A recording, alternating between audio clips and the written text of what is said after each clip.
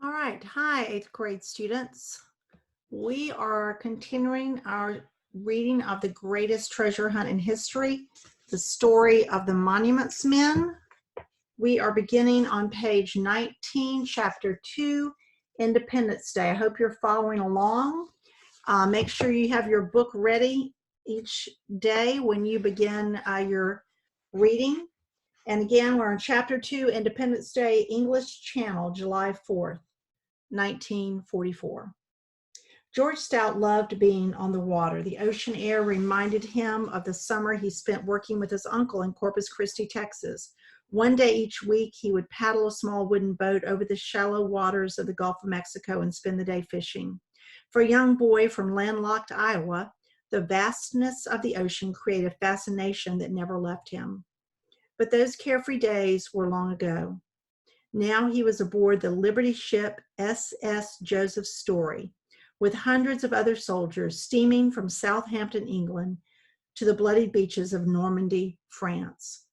4 weeks earlier, on June 6, 1944, D-Day, American, British, and Canadian forces had mounted the largest seaborne invasion in history.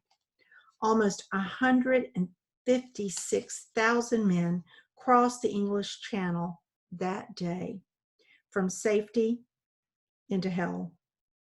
With the British coastline now only faintly visible on the early morning horizon, Stout closed his eyes and tried to picture the unimaginable. 7,000 ships crossing these same waters, all at the same time, headed into battle. The D-Day landings proved successful, but the casualty figures were staggering. Enemy fortifications on the coastal ridgeline provided a clear killing field for German machine gunners. On beaches, increasingly pockmarked by mortar and artillery shells. Many Allied soldiers never made it onto the beach. Many who did never made it off. By the end of the initial operation, some 12,000 American, British, and Canadian soldiers were dead, wounded, or missing. In the 30 days of fighting that followed, Western Allied forces had their foothold in Europe, but progress proved agonizingly slow. Savage German resistance had limited the Allied advance to just 7 miles inland. Berlin, the capital of Nazi Germany, was still 778 miles away. On the Eastern Front, the Wehrmacht was reeling. Just weeks earlier, the Soviets had hurled over 1 million Red Army soldiers at the center of the German line, inflicting catastrophic damage to Hitler's forces. The fall of Rome to U.S. Fifth Army pressured German forces to the south. Now, with the successful landing of Western Allied forces on French soil, Hitler and his military commanders were fighting a three-front war. Stout, like the other men on board, nervously wondered what he would confront once he reached France and beyond, and a far greater concern if he would be returning home. Those same thoughts had filled his mind when he crossed the stretch of water as a young U.S. Army private to fight in World War I, back when no one ever thought they would have to number them. Stout reminded himself that he had survived the carnage of that war. He was determined to survive this one, too. These are two photos. One is of Allied Commander General Dwight D. Eisenhower speaking with 101st Airborne troops, and the other one is June 6, 1944 D-Day landing.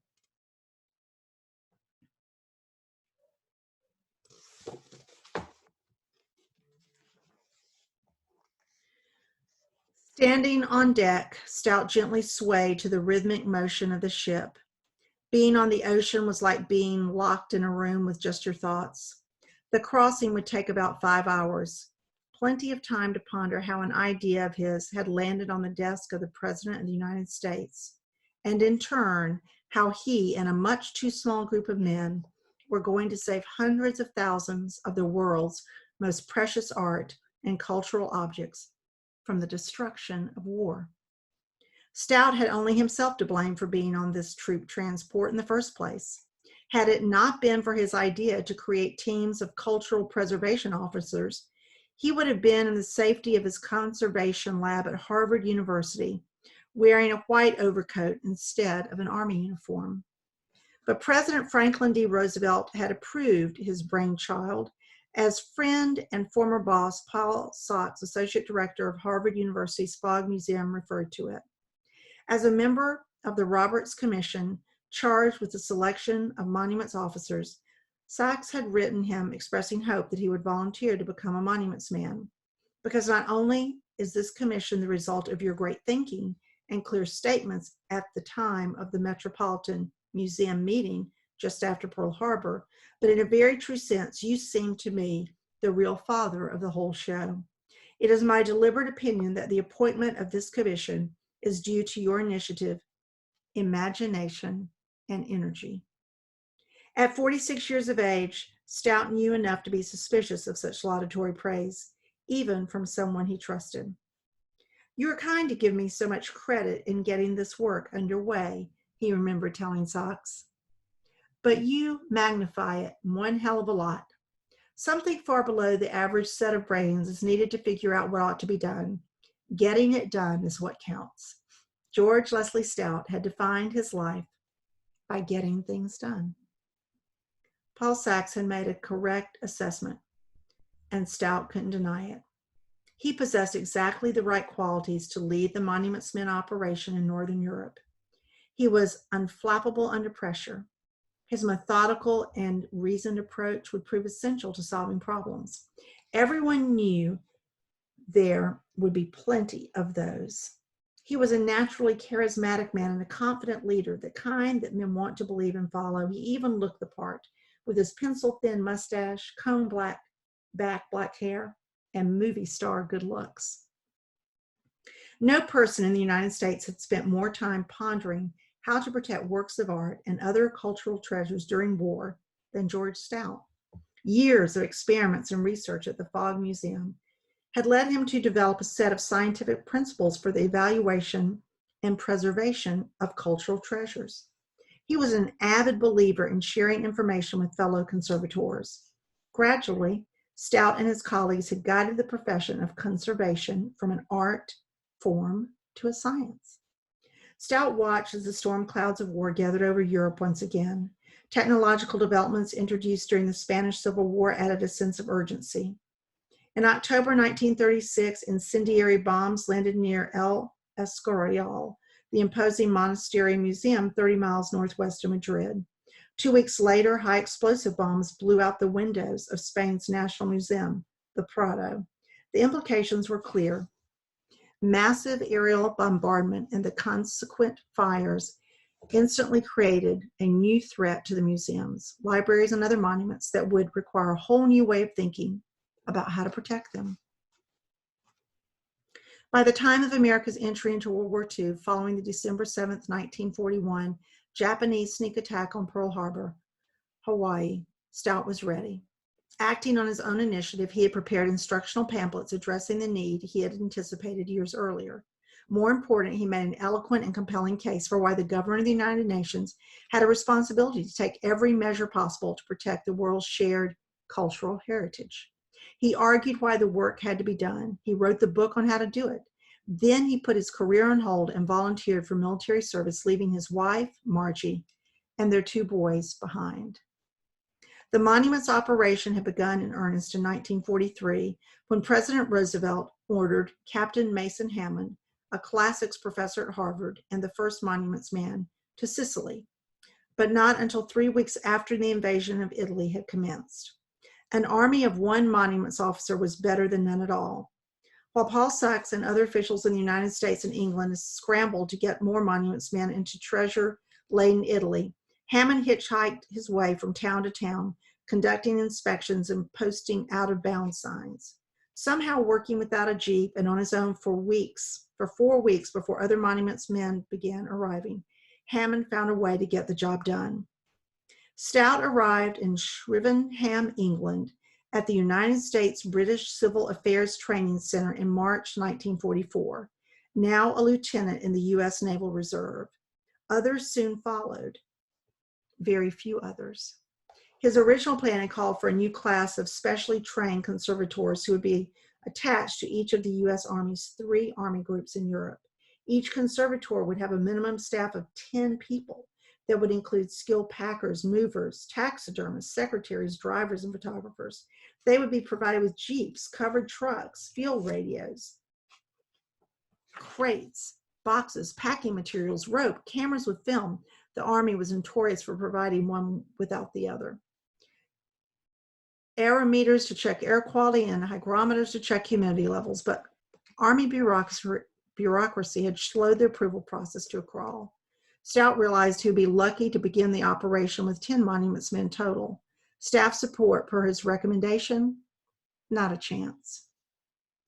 Several British monuments men had already begun their training at Shrivenham, including Stout's roommate, Captain Ronald Balfour, a historian at King's College in Cambridge, whose pride and joy was his personal library containing some 8,000 volumes. Balfour was a slightly balding 40-year-old bachelor who dedicated his life to history and ecclesiastical studies. Stout took an instant liking to Balfour. His expertise with books, archives, and religious objects would make him a valuable addition to the team. So too would his military upbringing. Others in the British contingent included Lieutenant Colonel Geoffrey Webb, one of England's most distinguished art scholars and the senior ranking officer among the initial group of monuments men in Northern Europe, Major Lord Methuen, an accomplished artist, and Squadron Leader Dixon Spain, a noted architect. The latter two were veterans of World War I. The American side included Captain Marvin Ross, a Harvard graduate and expert on Byzantine art, who was second in command to Webb. Captain Ralph Hammer and Captain Bancel Lafarge, both renowned architects, would be immensely important to the operation in determining which damaged buildings could be salvaged and which were beyond repair. Captain Walter Hancock, the most decorated member of the group, was a 43-year-old award-winning sculptor. His knowledge of Europe and expertise with languages would be an invaluable asset. More than that, Stout admired Hancock's relentlessly optimistic and easygoing demeanor, prized personal attributes at any time, but doubly so during periods of stress. Second Lieutenant James Rorimer, at just 38 years of age, had risen through the ranks of the museum world to become curator of medieval art at the Metropolitan Museum of Art in New York City and its newly opened Cloisters Museum.